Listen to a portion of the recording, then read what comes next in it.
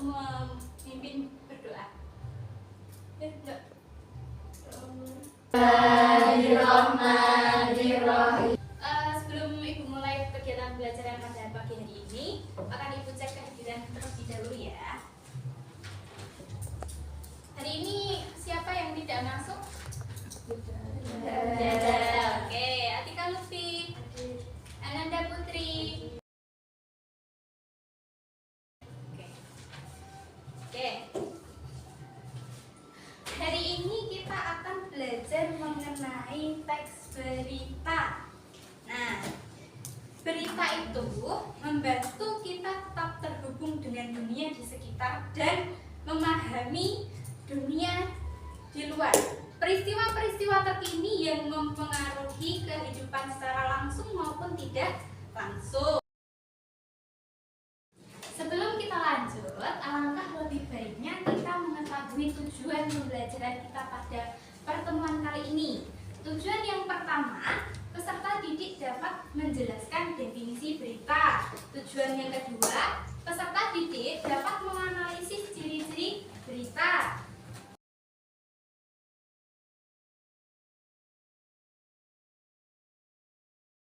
Nah, pernahkah kalian di sini mendengarkan atau melihat informasi mengenai suatu peristiwa? Apa saja?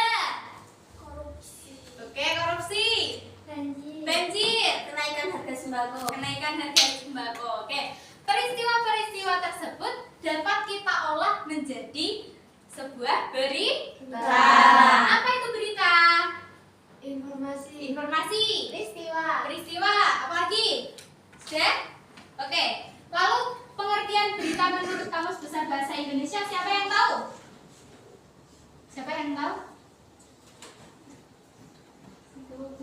Jadi teks berita menurut Kamus Besar Bahasa Indonesia itu adalah sebuah cerita atau keterangan mengenai berbagai kejadian yang sedang hangat dibicarakan. Itu pengertian berita menurut Kamus Besar Bahasa Indonesia.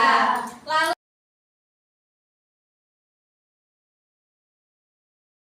teks berita yang baik itu memiliki beberapa ciri-ciri. Ada yang tahu berapa ciri-cirinya? 7. Oke, bagus. Ciri-ciri dari teks berita itu ada 7. Yang pertama, baik. Ada 7 ciri-ciri dari teks berita. Yang pertama, bersifat aktual dan faktual.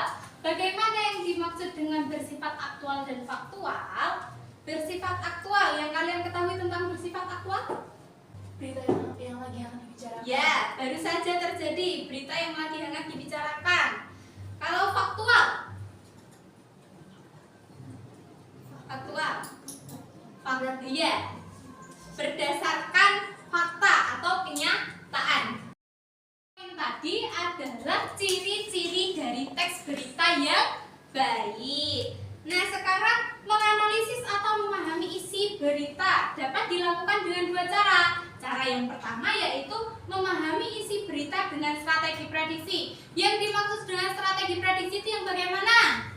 Oke, baik. Perkiraan peristiwa yang akan terjadi. Ya, prediksi itu adalah perkiraan peristiwa yang akan terjadi di masa datang. Jadi kita menganalisis isi berita dengan perkiraan kita sendiri. Bagaimana caranya? Dengan kita mengetahui pokok inti dari berita tersebut. Lalu kita cocokkan dengan pernyataan-pernyataan yang ada atau fakta-fakta yang ada. Betul atau tidak? Seperti itu. Nah, yang sudah siap semuanya? Oke. Untuk mengukur seberapa paham kalian tentang materi ini, Bu Nurul sudah menyiapkan 5 soal yang akan kalian kerjakan. Berikut Bu Nurul tuliskan, silakan ditulis dan silakan dikerjakan.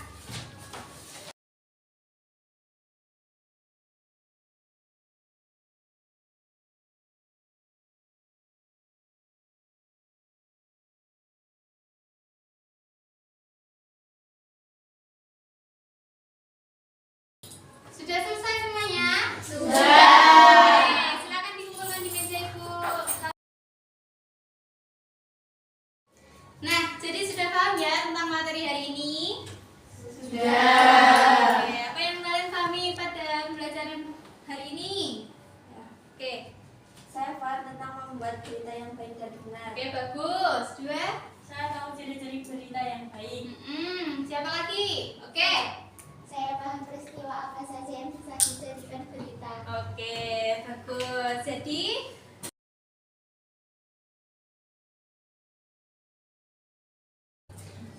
cukup sekian dari pembelajaran Ibu hari ini. Banyak kurang lebihnya dari Ibu mohon maaf. Wassalamualaikum warahmatullahi wabarakatuh.